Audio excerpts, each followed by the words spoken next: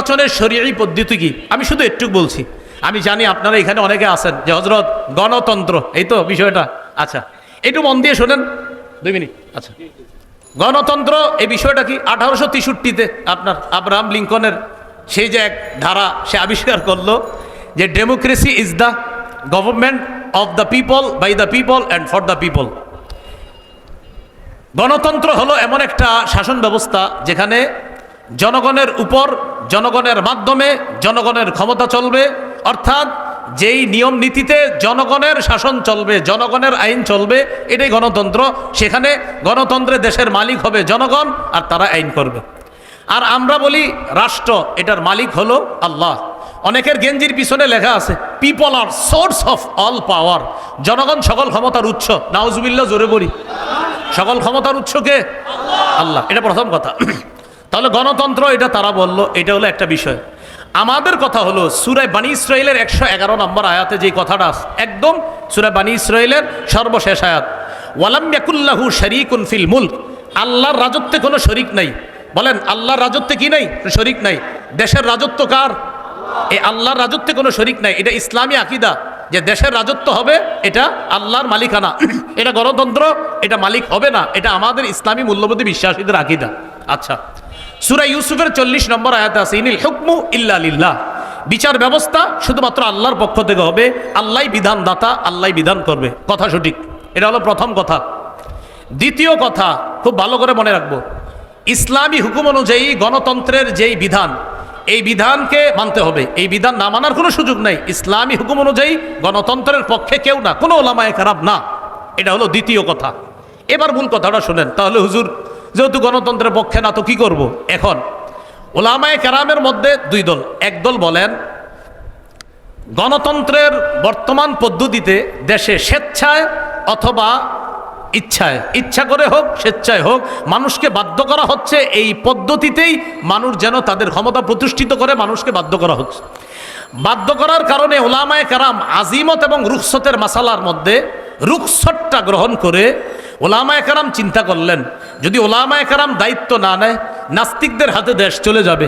ওলামায়ে কেরাম যদি দায়িত্বে না আসে, তাহলে ইসলামী বিরোধী যারা শক্তি আছে তারা এদেশে তাদের শক্তিশালী পাকাভুক্ত হবে। তখন ওলামায়ে কেরামের মধ্যে একদল বলেন, সুতরাং নাস্তিক্যবাদী শক্তিকে রহিত করার জন্য এই পদ্ধতিতে জনগণের অংশগ্রহণ করা আবশ্যক। এটা এক দলের অভিমত। আরেক দল বলেন জায়েজ। একদল বলছে আবশ্যক, আরেক দল বলছে এটা জায়েজ। এই পদ্ধতিতে অংশগ্রহণ করে নাস্তিক্যবাদের বিরোধিতা করা এবং আল্লাহর হুকুম পৃথিবীতে প্রতিষ্ঠিত করার জন্য চেষ্টা করা। না, আমি জানতে চাই, আমাদের আবরার ভাই এখানে আছে, আপনার তো এই নিয়তে আছে নাকি অন্য কোনো নিয়ত? আমাদের আবরার ভাই মাশাআল্লাহ ইনশাআল্লাহ সিলেটের এমপি হবে, আল্লাহ কবুল করেন। তো যাই হোক, আবরার ভাইয়ের সাথে আমার ভালো পার্সোনাল সম্পর্ক, একটু মধুর, এই জন্য একটু হাসাহাসি করলাম। আপনারা আবার দোয়া করেন, অন্তর থেকে দোয়া করেন, আল্লাহ তৌফিক দান করেন। হ্যাঁ, এখন এই পদ্ধতিতে জনগণ অংশগ্রহণ করবে, করার পর এখানে মনে রাখতে হবে 4টা কথা। বলেন, সাক্ষ্য, সুপারিশ, প্রতিনিধি, আমানত। সাক্ষ্য, সুপারিশ, প্রতিনিধি নির্বাচন, উকিল নির্বাচন, হ্যাঁ, আমানত। এই 4টা কথা। এবার বলেন, ভোট মানি হলো সাক্ষ্য দেওয়া, সুপারিশ করা, উকিল নিযুক্ত করা, আমানত রক্ষা করা। আপনি যে কারো পক্ষে আপনি একটা কথা বলতেছেন যে আমি অমুককে প্রতিনিধি বানাবো, এই প্রতিনিধি বানানোর অর্থ হলো 1 নম্বর আপনি তার পক্ষে সাক্ষী দিতেছেন, আপনি তার পক্ষে সাক্ষী দিতেছেন। এই সাক্ষী আপনি তার পক্ষে এটা যে দিতেছেন, এটা বুঝে শুনে আপনি তার পক্ষে সাক্ষী দিতে হবে। এটা হলো 1 নম্বর কথা। তো এই যে 2 নম্বর কথা, সুপারিশ করা, সূরা নিসার 85 নম্বর আয়াতে আছে, মাইয়াশফা শাফাআতান হাসানা ইয়াকুল্লাহু নসিবুম মিনহা, যে সঠিক ব্যাপারে সুপারিশ করবে, সুন্দর সুপারিশ করবে, এটার সওয়াব সে পাবে। অমাইয়াশফা শাফাআতান সাইয়্যিআ, আর যে ব্যক্তি খারাপ ব্যাপারে সুপারিশ করবে, ইয়াকুল্লাহু কিফলুম মিনহা, সে এটার গুনাহের অংশও পাবে। এবার বুঝেন, একজন আল্লাহওয়ালা ব্যক্তি আর একজন খারাপ ব্যক্তি, একজন তাকওয়াবান মানুষ তাকেও চাইলে আমি নির্বাচন করতে পারি, আর একজন খারাপ মানুষ তাকেও নির্বাচন করতে পারি। এই আল্লাহওয়ালা মানুষকে আমি তার পক্ষে কথা বলা মানে হলো ভালো কাজের সুপারিশ করা, খারাপ মানুষের পক্ষে কথা বলা মানে খারাপ কাজে সুপারিশ করা। খারাপ কাজে যদি সুপারিশ করি কিয়ামতের ময়দানে আল্লাহর কাছে আমাকে দাঁড়াতে হবে। তাহলে 1 নাম্বার সাক্ষ্য দেওয়া, আমি সাক্ষ্য দিচ্ছি। 2 নাম্বার আমি সুপারিশ করতেছি। 3 নাম্বার আমি উকিল নিযুক্ত করতেছি, প্রতিনিধি নিযুক্ত করতেছি আমার পক্ষ থেকে। আমরা যাকে দায়িত্বশীল বানাবো তিনি আমাদের পক্ষ থেকে ওকালতি করবে, আমাদের প্রতিনিধিত্ব করবে। 4 নাম্বার আমানত, এটা একটা আমানত। প্রিয় ভাইয়েরা, এই আমানত যেন অপাত্রে না পড়ে। আর মুফতি শফি রহমতুল্লাহ আলাইহি লেখছেন 3টা: সাক্ষ্য, সুপারিশ আর হলো প্রতিনিধিত্বের অথরিটি প্রদান করা। এই 3 ক্ষেত্রে মুসলমান বুঝে শুনে পা বাড়াতে হবে। আমি আপনি আগামীতে এই 3টি বিষয় মাথা রাখবো যে আমি কিন্তু কারো পক্ষে হয়তো সাক্ষী দিতে হবে, আমি কারো পক্ষে সুপারিশ করতে হবে, আমি জনগণের জন্য কাউকে প্রতিনিধি নিযুক্ত করতে হবে।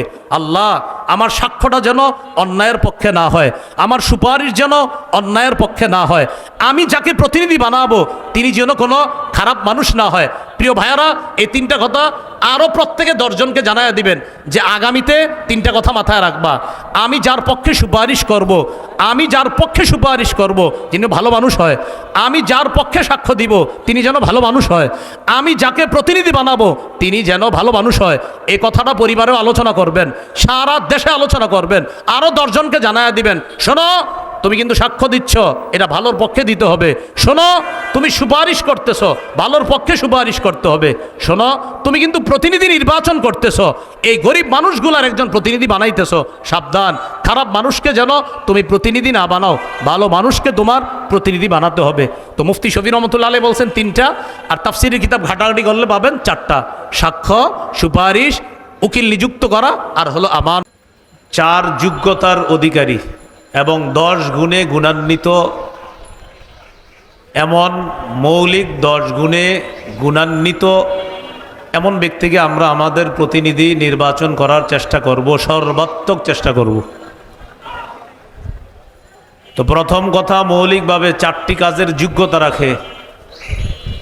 সূরা হজের 41 নম্বর আয়াতে আল্লাহ তাআলা বলেন, আল্লাযীনা ইম্মাক্কান্নাহুম ফিল আরদি আকামুস সালাহ।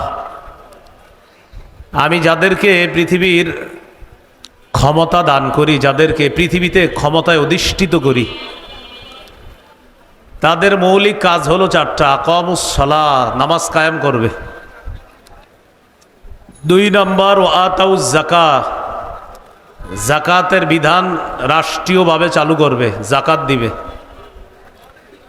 এটার দ্বারা উদ্দেশ্য হলো রাষ্ট্র হবে যাকাত ভিত্তিক। সুদ ভিত্তিক রাষ্ট্র ব্যবস্থা, এটার শেষ পরিণতি হলো ভিক্ষা করা। যাকাত ভিত্তিক রাষ্ট্র ব্যবস্থার শুভ পরিণতি হলো গরিব মানুষ ধনী হয়ে যাওয়া।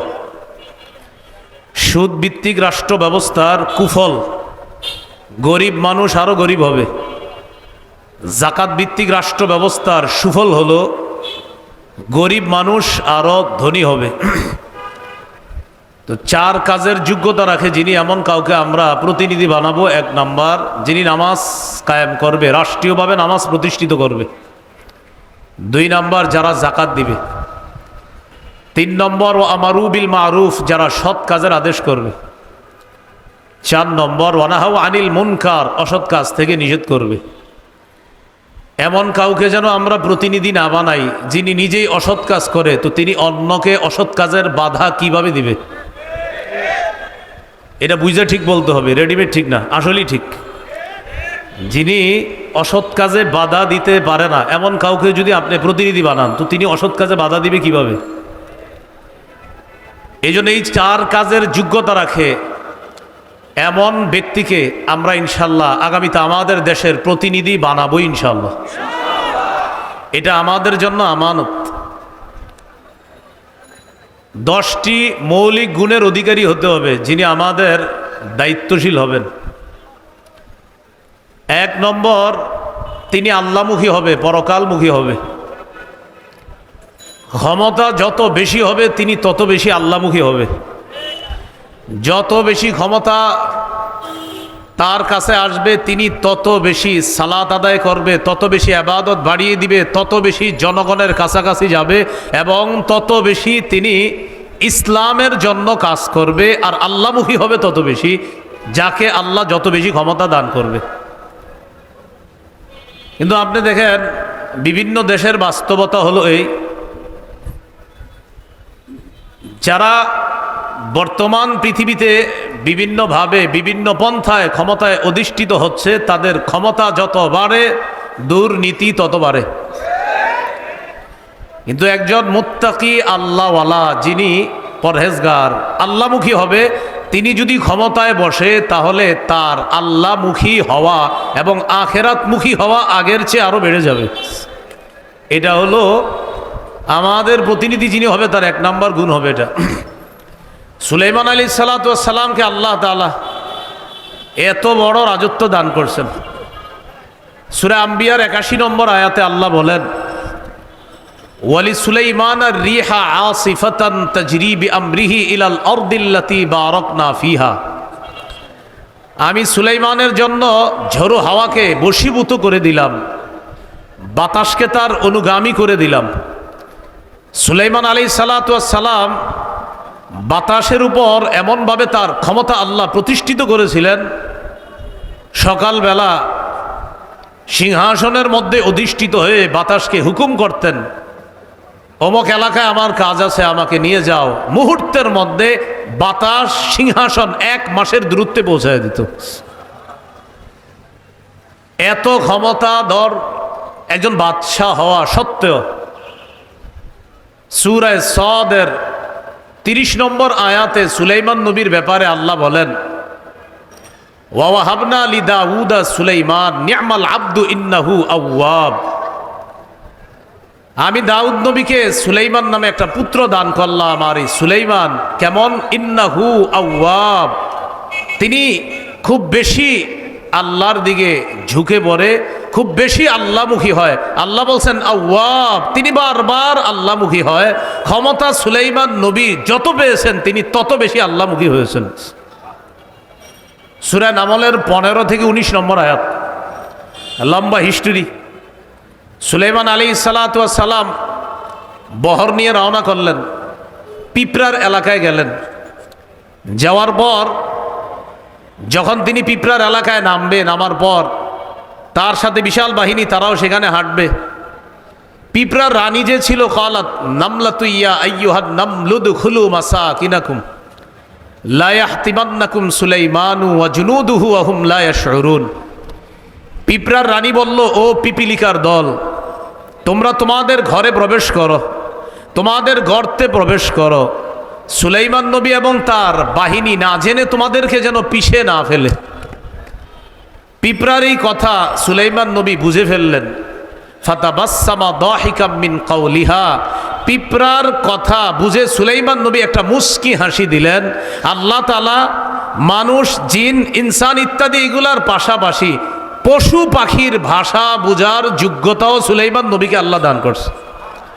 এখানে একটা কথা, যদি আপনারা কিছু না মনে করেন, ওলামা হজরতরা না, অন্যরা আমার সাথে বলতে হবে। বলেন, সুলাইমান নবী পাখির ভাষা প্রকৃত অর্থেই বুঝতেন, প্রতীকী অর্থে না। প্রকৃত অর্থেই সুলাইমান নবী পাখির ভাষা বুঝতেন। প্রকৃত একটা হলো প্রকৃত, আর একটা প্রতীকী। প্রতীকী এই প্রতীকী অনেক বাংলা বই বা অনেকে কোনো কারণে লেখছে যে সুলাইমান নবী প্রতীকী অর্থে, মানে বিভিন্ন মাধ্যমে, ইশারার মাধ্যমে পাখির ভাষা বা বিভিন্ন অবস্থা দেখা বুঝতেন, এটাকে বলে প্রতীকী। কিন্তু বাস্তবতা হলো সুলাইমান নবী প্রকৃত অর্থেই বাস্তবেই পাখির ভাষা বুঝতেন। আল্লাহ যোগ্যতা দান করছে, এই কথাটা মনে রাখা। তো সুলাইমান আলাইহিস সালাম পাখির ভাষা বুঝলেন, একটা মুস্কি হাসি দিলেন। হাসি দেওয়ার পর সুলাইমান নবী বললেন, ওয়াকালা রব্বি আউজি'নি আন আশকুরা নি'মাতাকাল্লাতী আন'আমতা আলাইয়া।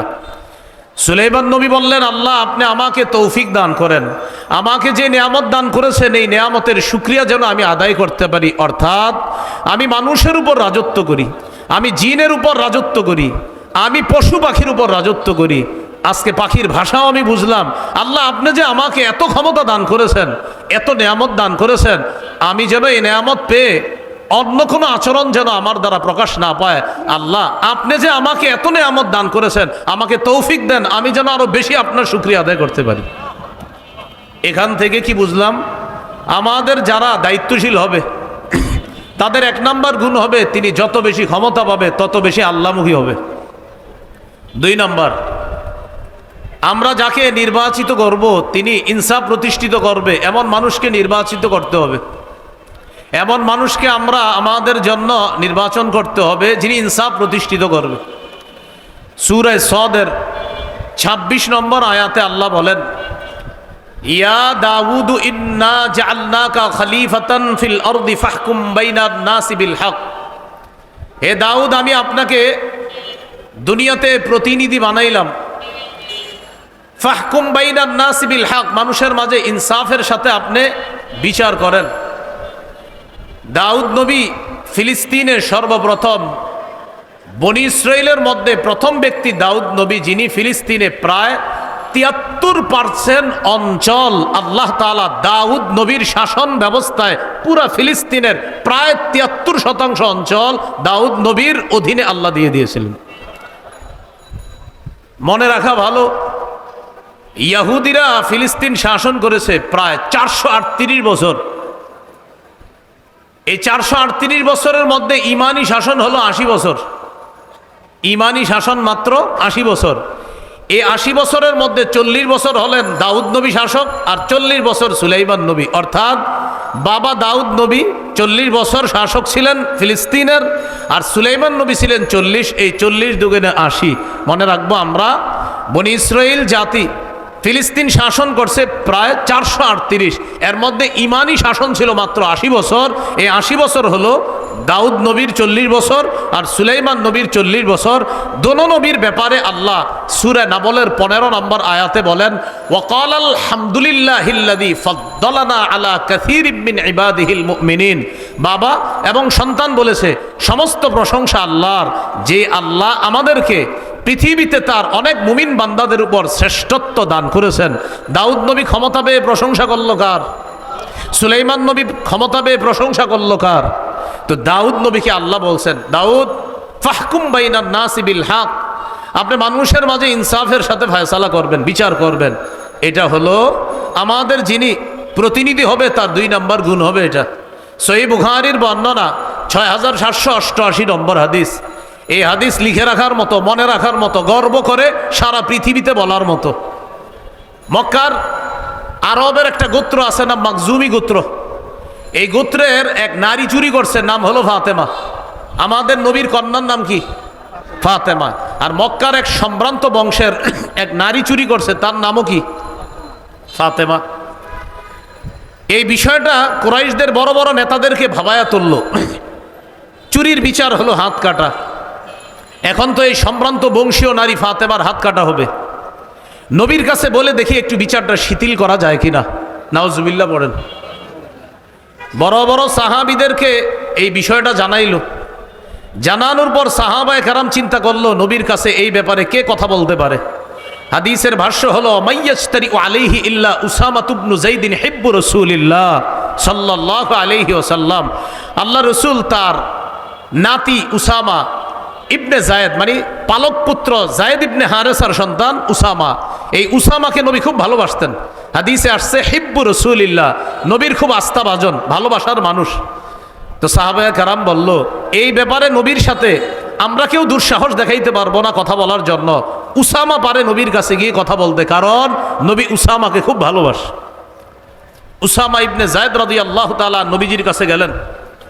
যাওয়ার পর বললেন, এমন এমন ঘটনা, ফাতেমা নামে এক সম্ভ্রান্ত বংশীয় নারী চুরি করছে, এখন তার বিচারটাকে একটু শিথিল করা যায় না? নবীজি বুঝতে পারছে যে বড় বড় বয়স্করা আমার কাছে আসার সাহস না পেয়ে এই ছোট্ট উসামাকে আমার কাছে পাঠাইছে। নবীজি বাহিরে আসলেন। আসার পর একটা ভাষণ দিয়ে বললেন, শোনো, ওই রবের কসম যার হাতে আমার জান, আল্লাহর কসম, লাউ আন্না ফাতিমাতা বিনতা মুহাম্মাদিন সারাকাত লাকাতা মুহাম্মাদুন ইয়াদাহা। আল্লাহর কসম, আমি নবী মুহাম্মদের কন্যা ফাতেমা যদি আজকে চুরি করত, ওই বংশীয় নারী ফাতেমা চুরি না করে আমি নবী মুহাম্মদ, আমার মেয়ে ফাতেমা যদি চুরি করত, তাহলে আমি নবী মোহাম্মদ আমার কন্যা ফাতেমার হাত কেটে দিতে আমি মোটেই দস্তবোধ করতাম না, আল্লাহর বিধান আমার কন্যার উপরে আমি প্রয়োগ করতাম। এটা হলো মুসলিম শাসকের 2 নম্বর বৈশিষ্ট্য হবে, তিনি ইনসাফ প্রতিষ্ঠিত করবে। এখন ইনসাফ প্রতিষ্ঠিত করার সময় আপনি যখন ইনসাফ প্রতিষ্ঠিত করবেন, যেই মাত্র বিচারটা করবেন তখনই দেখলেন সে তো আমার আত্মীয় লাগে, আর বিচার আপনি শিথিল করে ফেললেন, এটা ইসলাম শিক্ষা দেয় না। এই জন্য ইসলামী শাসন ব্যবস্থায় যিনি মুসলিম শাসক মুসলমানদের প্রতিনিধিত্ব করবেন, তার 2 নম্বর গুণ হবে তিনি ইনসাফ প্রতিষ্ঠিত করবে সমাজে। এই জন্য আমরা এমন কাউকেই জনপ্রতিনিধি নির্বাচিত করব যার সিনায় কোরআন আছে, যার সিনায় হাদিস আছে, যিনি কোরআন হাদিস অনুযায়ী আমাদের মাঝে ইনসাফ ভিত্তিক একটা রাষ্ট্র ব্যবস্থা আমাদেরকে উপহার দিতে পারবে। মনে থাকবে তো সবার ইনশাআল্লাহ? 3 নম্বর, অন্যায়ের পথ পরিহার করে ন্যায়ের পথ চলা। অন্যায়ের পথ পরিহার করে ন্যায়ের পথে চলা। আরেকটু সুন্দর বাংলা, ফাসাদের পথ পরিহার করে সংশোধনের পথে চলা। ফাসাদের আরবি হলো ইফসাদ, মানে ফাসাদ সৃষ্টি করা, আর সংশোধন করার আরবি হলো ইসলাহ। যিনি আমাদের প্রতিনিধি হবে তার 3 নম্বর বৈশিষ্ট্য হবে তিনি ইফসাদের পথ পরিহার করে ইসলাহের পথে চলবে। সূরা আরাফের 142 নম্বর আয়াত। মুসা আলাইহিস সালাতু ওয়াস সালামকে আল্লাহ ডাকলেন তাওরাত কিতাব দেওয়ার জন্য। মুসা নবী যখন তাওরাত কিতাব আনতে গেলেন, তার ভাই হারুন নবীকে তিনি তার প্রতিনিধি বানিয়ে গেলেন। ওয়াকালা মুসা লিআখিহি হারুন আখলুফনি ফি কওমি ওয়া আসলিহ ওয়া লা তাত্তাবি' সাবিলাল মুফসিদিন। মুসা নবী তার ভাই হারুন নবীকে বললেন, ভাইজান আপনি আমার প্রতিনিধি হবেন, এখন আপনি জাতির মাঝে আপনি দায়িত্ব পালন করবেন, তাদের মাঝে আপনি সংশোধনের পথে চলবেন, ইসলাহের পথে চলবেন, ইফসাদের পথে চলবেন না। তাদের মাঝে আপনি ইসলাহ করে দিবেন, তাদের মাঝে কোনো ঝগড়া বিবাদ হলে এটা আপনি মিটিয়ে দিবেন, অর্থাৎ আপনি সংশোধনের পথ বেছে নেবেন, ইফসাদের পথ বেছে নেবেন না। কিন্তু আমাদের দেশের মধ্যে যদি এমন হয় যে উলামায়ে কেরাম এবং ইসলামী মূল্যবোধে বিশ্বাসী তাওহীদি জনতা তারা যদি আমাদের দেশে ইনসাফ কায়েম করতে চায়, আমাদের দেশে যদি তারা সত্য প্রতিষ্ঠিত করতে চায়, এই সত্যের বাধা দেওয়ার নাম হলো ইফসাদ, আর ওই বাধাকে প্রতিহত করার নাম হলো ইসলাহ। সত্য এটা যদি কেউ বাধা দেয়, এই বাধা দেওয়ার নাম ইফসাদ। মনে করেন এখানে আজকে জাতীয় উলামা মাশায়েখ আইম্মা মাশায়েখ কর্তৃক যে একটা আয়োজন হলো, এখানে সত্য প্রতিষ্ঠিত করার জন্য চেষ্টা করা হচ্ছে। এই চেষ্টায় বাধা দেওয়ার নাম ইফসাদ, মানে ফাসাদ সৃষ্টি করা, আর এই ফাসাদকে প্রতিহত করার নাম ইসলাহ, মানে সংশোধন করা। অতএব ওলামায়ে কেরাম যখন মাঝে মাঝে বিভিন্ন দাবি দাওয়া নিয়ে সোহরাওয়ার্দী উদ্যান সহ আমাদের দেশের বিভিন্ন জায়গায় বিশাল বড় কোনো আয়োজন করে এবং তারা যখন কোনো দাবি দাওয়া পেশ করে, বুঝতে হবে ইসলামী মূল্যবোধে বিশ্বাসী তাদের দাবি এটা সত্যের পক্ষের দাবি। এই সত্যের বিরোধিতা করার নাম ফাসাদ সৃষ্টি করা, আর আমরা এটাকে প্রতিহত করব, এটার নাম হলো সংশোধন করা। এই হলো 3 নাম্বার।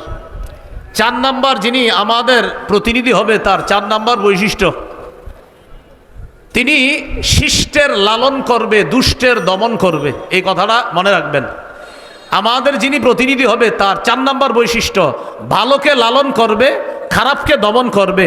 কিন্তু আমরা এই বাংলাদেশের পরিস্থিতি এবং বাস্তবতা এবং সত্য কথা, আমাদের কথাগুলা অনেক দূর পর্যন্ত যাওয়া দরকার। আমরা দেখি আমাদের দেখে ভালো যারা তাদেরকে দমন করা হয়, আর খারাপ যারা তাদেরকে লালন করা হয়। অথচ উচিত কি? ভালোকে লালন করা, খারাপকে দমন করা। উলামায়ে কেরাম ইসলামী মূল্যবোধে বিশ্বাসী তাওহীদি জনতা, এরা হলো ভালো, এদেরকে লালন করতে হবে। এদেশে 90 ভাগের বেশি মুসলমান। এই মুসলমানের স্বাধীন দেশে সবচাইতে পরাধীন মনে করা হয় মুসলমানদেরকে। যদি পরাধীন মনে করা না হতো তাহলে মুসলমানদের বিভিন্ন ইস্যুতে তাদের দাবি দেওয়া সবচাইতে গুরুত্ব দিত, কারণ পার্সেন্ট হিসাবে এই দেশে কারা বেশি। তো এরপরও আমাদের দাবি দেওয়ার মূল্যায়ন করা হচ্ছে না। কিছু কিছু ক্ষেত্রে এমন মনে হয় যেন আমাদের কথাগুলো কানেই নেয় না, যে তোমাদের যা মন চায় করো আর আমি যা মন চায় করবো না। এই জাতীয় কোনো কর্মকাণ্ড ভবিষ্যতে চলতে দেওয়া যায় না, উচিত না। ওলামায়ে কেরাম যে কোনো কাজে কর্মে এবং অন্যায়, ওলামায়ে কেরাম যদি আমাদেরকে যে কোনো জায়গায় আহ্বান করে স্বতঃস্ফূর্তভাবে, টুপি দাড়িওয়ালা সহ অন্য মুসলিম ইসলাম যারা আছে, ইসলামী মূল্যবোধে বিশ্বাসী সকলকে নিয়ে কারা কারা ইনশাল্লাহ আমরা তাদের আহ্বানে সাড়া দিতে রাজি আছি? ইনশাল্লাহ রাজি আছি তো সবাই ইনশাল্লাহ?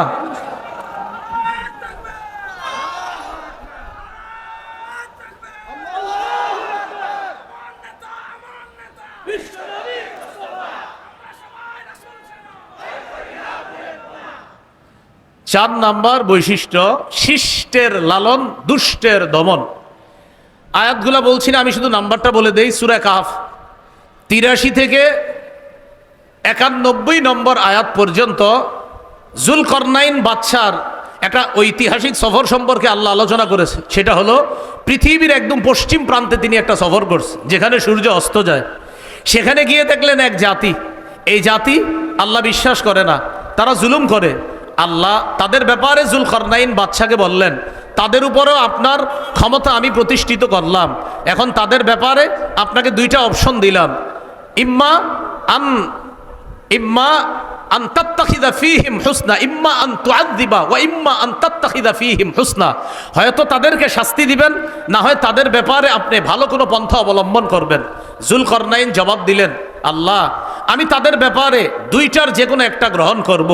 আম্মা মান যালামা ফাসাউফা নুআযযিবহু, যারা জুলুম করবে আমি দাওয়াত দেওয়ার পরেও আমি তাদেরকে শাস্তি দিব।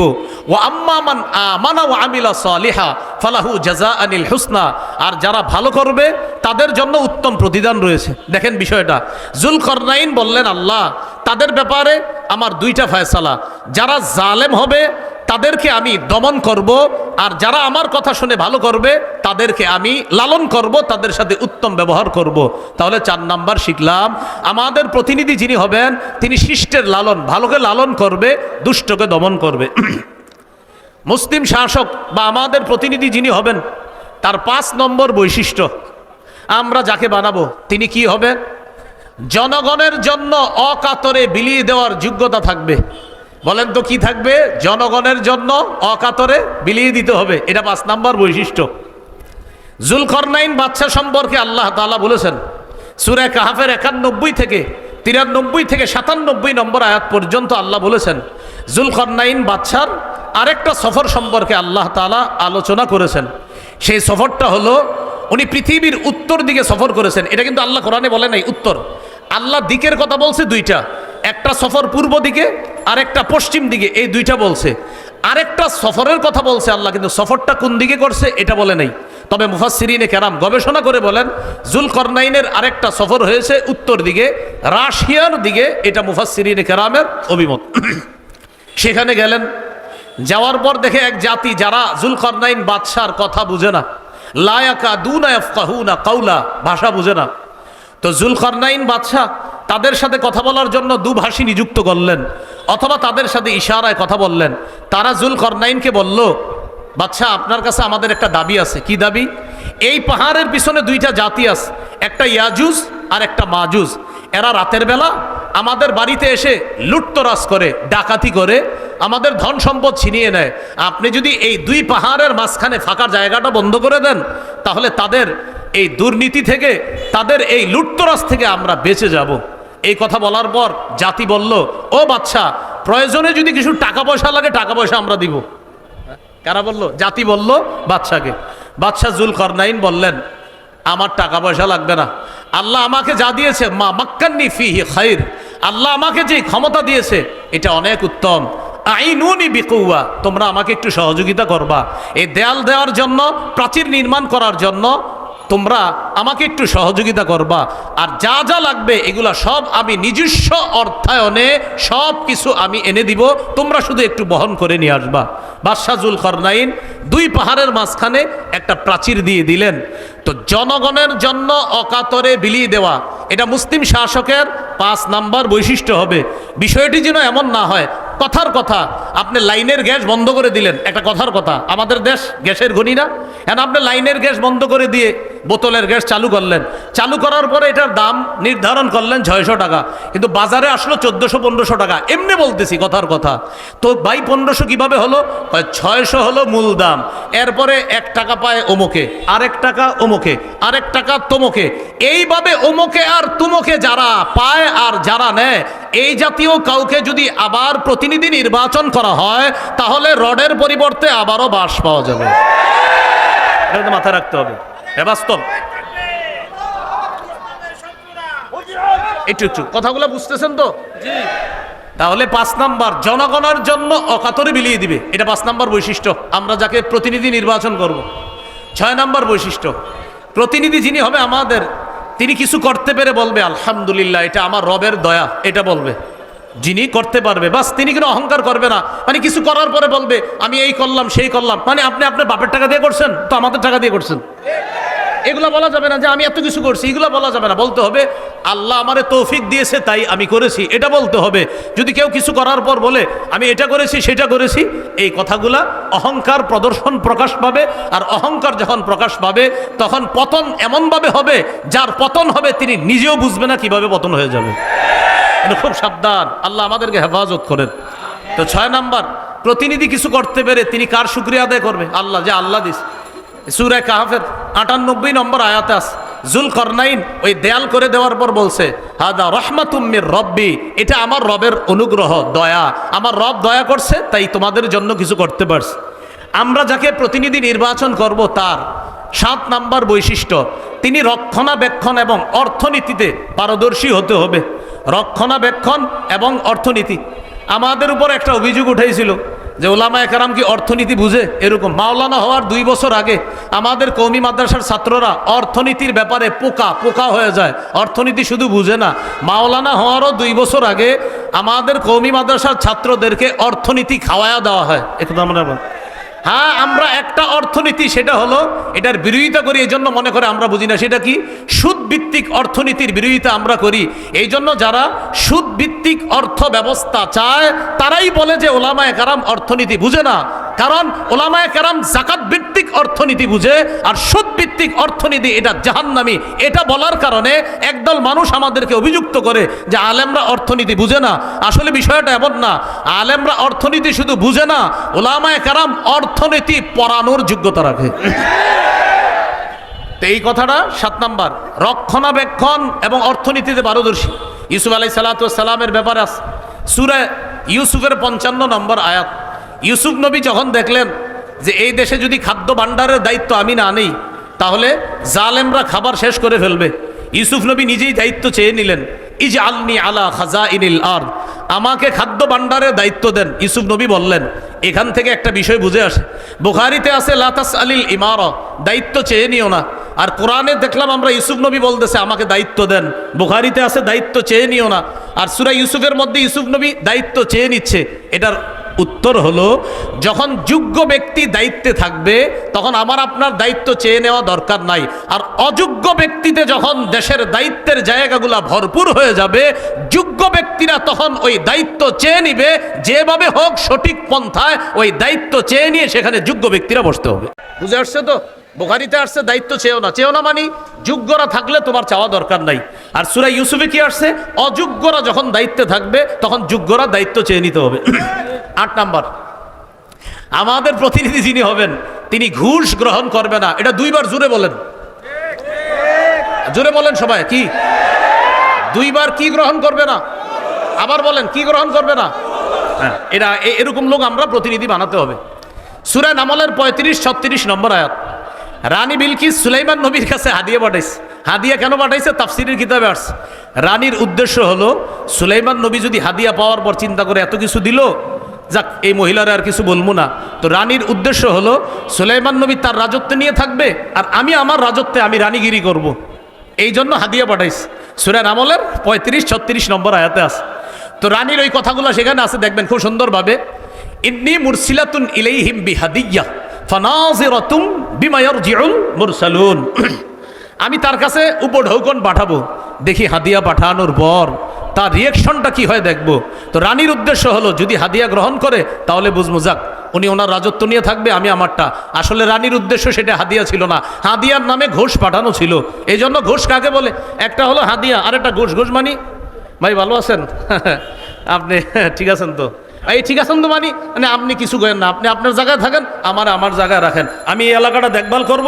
আর আপনার এটারে হাদিয়া, এটা ঘোষ, এটা হলো ঘোষ, এটা ঘোষ, এটা হাদিয়া না, এটা উপহার না। দিয়ে বলে কি বাসায় কিছু নিয়ে যান, কিছু খায়েন। বলে আমি কি করব? আর না কিছু খায় না, আর আমার জিনিসটা একটু খেয়াল রাখেন। এই যে খেয়াল রাখেন বলাটা, তখন আর এটা হাদিয়া না, এটা ঘোষ হয়ে যায়। এলো 8 নাম্বার। 9 নাম্বার, আমরা যাকে প্রতিনিধি নির্বাচন করব তিনি আমানতদার হবে। কি হবে ভাই? আমানতদার হবে। সূরা নিসা 58 নম্বর আয়াতে আল্লাহ বলেন, ইন্নাল্লাহা ইয়া'মুরুকুম আন তুআদ্দুল আমানাতি ইলা আহলিহা, আল্লাহ তোমাদেরকে আদেশ করেন তোমরা আমানত যথাযথ জায়গায় পৌঁছে দাও। সহিহ বুখারীর বর্ণনা, রাসূলুল্লাহ সাল্লাল্লাহু আলাইহি সাল্লামকে প্রশ্ন করা হলো, হুজুর কিয়ামত কবে? নবীজি সাল্লাল্লাহু আলাইহি সাল্লাম বললেন, ইদা ফুসিদাল আমরু ইলা গায়রি আহলি ফান্তাজিরিস সাআ, যখন দায়িত্ব অযোগ্য ব্যক্তিকে দেওয়া হবে তখন কিয়ামতের অপেক্ষা করো। এটা একটা বর্ণনা। আরেক বর্ণনায় রাসূল সাল্লাল্লাহু আলাইহি সাল্লাম বললেন, ইদা দুইয়াতিল আমানা ফান্তাজিরিস সাআ, যখন আমানত গুটিয়ে দেওয়া হবে, আমানত উঠিয়ে দেওয়া হবে তখন কিয়ামতের অপেক্ষা করো। সাহাবায়ে কেরাম প্রশ্ন করলেন, কাইফা ইদাআতুহা ইয়া রাসূলুল্লাহ, হুজুর আমানত কিভাবে উঠিয়ে নেওয়া হবে? নবী বললেন, ইদা উসনিদাল আমরু, আরেক বর্ণনা ইদা বুসিদাল আমরু ইলা গায়রি আহলি, যখন অযোগ্য ব্যক্তিকে দায়িত্ব দেওয়া হবে, এই অযোগ্যকে দায়িত্ব দেওয়া মানে আমানত উঠিয়ে নেওয়া। এখানে একটা বাংলা মনে রাখবেন, যোগ্য ব্যক্তিকে যোগ্যতার আসনে বসানো এটা আমাদের জন্য আমানত, আর যোগ্য ব্যক্তি যোগ্যতার আসনে বসে আমাদের অধিকারগুলা সংরক্ষণ করা এটা ওই দায়িত্বশীল ব্যক্তির জন্য আমানত। আবার বলছি, যোগ্য ব্যক্তিকে যোগ্যতার আসনে বসানো এটা আমাদের জন্য আমানত, আর তিনি ওই আসনে বসে আমাদের অধিকারগুলা যথাযথভাবে আদায় করা এটা তার জন্য আমানত। সর্বশেষ যিনি আমাদের প্রতিনিধি হবে তার গুণ হবে তিনি কোরআন সুন্নাহ অনুযায়ী বিচার করবে। সূরা মাইদা 48, সূরা মাইদা 49, সূরা মাইদা 50, এই আয়াতগুলোর মধ্যে আছে, ইন্না আনজালনা ইলাইকাল কিতাবা বিল হক, আমি আপনার কাছে কোরআন দিয়েছি, এই কোরআন এটা দিয়েছি, এটার মাধ্যমে আপনি বিচার করবেন, সঠিকভাবে বিচার করবেন। শেষের দিকে আছে, আফা হুকমাল জাহিলিয়াতি ইয়াবগুন, তারা কি জাহিলি আইন চায়? অমান আহসানু মিনাল্লাহি হুকমাল, আল্লাহর চাইতে শ্রেষ্ঠ উত্তম বিচারক আর কে হতে পারে? এই জন্য আমরা যদি আমাদের বাংলাদেশে আল্লাহর আইন বাস্তবায়ন করতে চাই, আল্লাহর কসম সত্যি বলছি, আমাদের একজন যোগ্য, চার কাজের যোগ্যতা রাখে, 10 গুণে মৌলিক গুণান্বিত এমন কোনো ব্যক্তিকে আমাদের দেশের দায়িত্ব দিতে হবে, তাহলে ইনশাল্লাহ এদেশে সংসদ চলবে কোরআন অনুযায়ী, এদেশের বিভিন্ন পার্লামেন্ট চলবে কোরআন অনুযায়ী। আল্লাহর কসম আমরা স্বপ্ন দেখতেছি যে 90% মুসলমানের দেশ, এটা তো একটা স্বাভাবিক বিষয়, এদেশের সংসদ চলবে কোরআন অনুযায়ী, এদেশের বিচার ব্যবস্থা চলবে কোরআন অনুযায়ী। মানে এটা এমন কোনো কথা না যে হুজুর এটা কোনো কথা না, এটা তো সাধারণ কথা। 90% মুসলমানের দেশ, বলেন কি অনুযায়ী দেশ চলবে? সংসদ কি অনুযায়ী হবে? কোর্ট কি অনুযায়ী হবে? এটা তো একটা স্বাভাবিক বিষয়, মনে থাকবে তো ইনশাল্লাহ। এটা হলো আমার প্রথম বিষয়। আপনার বাইরে থেকে 2 মিনিট চেয়ে নিচ্ছি। দ্বিতীয় আরেকটা বিষয় দিছে আমারে, যে নির্বাচনের শরীয়ী পদ্ধতি কি, আমি শুধু একটু বলছি। আমি জানি আপনারা এখানে অনেকে আছেন যে হযরত গণতন্ত্র, এই তো বিষয়টা।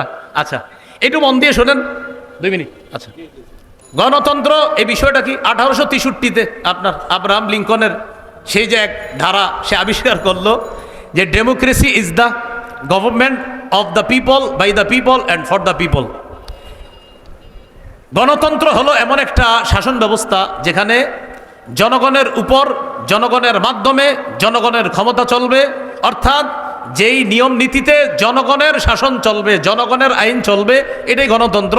সেখানে গণতন্ত্রে দেশের মালিক হবে জনগণ, আর তারা আইন করবে। আর আমরা বলি রাষ্ট্র, এটার মালিক হলো আল্লাহ। অনেকের গেঞ্জির পিছনে লেখা আছে people are source of all power, জনগণ সকল ক্ষমতার উৎস। নাউজুবিল্লাহ, জোরে বলি, সকল ক্ষমতার উৎস কে? আল্লাহ। এটা প্রথম কথা। তাহলে গণতন্ত্র এটা তারা বললো, এটা হলো একটা বিষয়।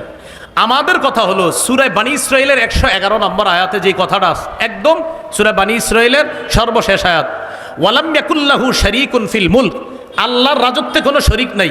বলেন আল্লাহর রাজত্বে কি নাই? শরীক নাই। দেশের রাজত্ব কার?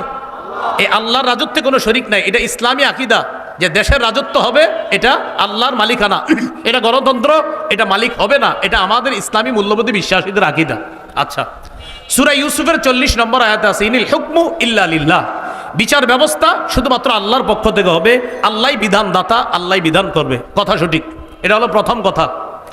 দ্বিতীয় কথা খুব ভালো করে মনে রাখবো, ইসলামী হুকুম অনুযায়ী গণতন্ত্রের যেই বিধান, এই বিধানকে মানতে হবে, এই বিধান না মানার কোনো সুযোগ নাই। ইসলামী হুকুম অনুযায়ী গণতন্ত্রের পক্ষে কেউ না, কোনো ওলামায়ে কেরাম না। এটা হলো দ্বিতীয় কথা। এবার মূল কথাটা শুনেন। তাহলে হুজুর যেহেতু গণতন্ত্রের পক্ষে না তো কি করব?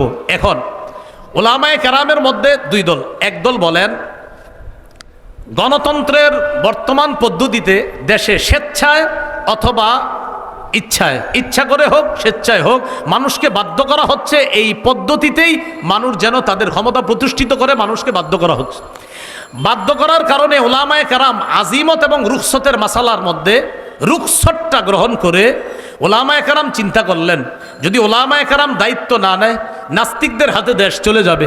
ওলামায়ে কেরাম যদি দায়িত্বে না আসে তাহলে ইসলামী বিরোধী যারা শক্তি আছে তারা এদেশে তাদের শক্তিশালী পাকাভুক্ত হবে। তখন ওলামায়ে কেরামের মধ্যে একদল বলেন, সুতরাং নাস্তিক্যবাদী শক্তিকে রহিত করার জন্য এই পদ্ধতিতে জনগণের অংশগ্রহণ করা আবশ্যক। এটা একদলের অভিমত। আরেকদল বলেন জায়েজ। একদল বলছে আবশ্যক, আরেকদল বলছে এটা জায়েজ।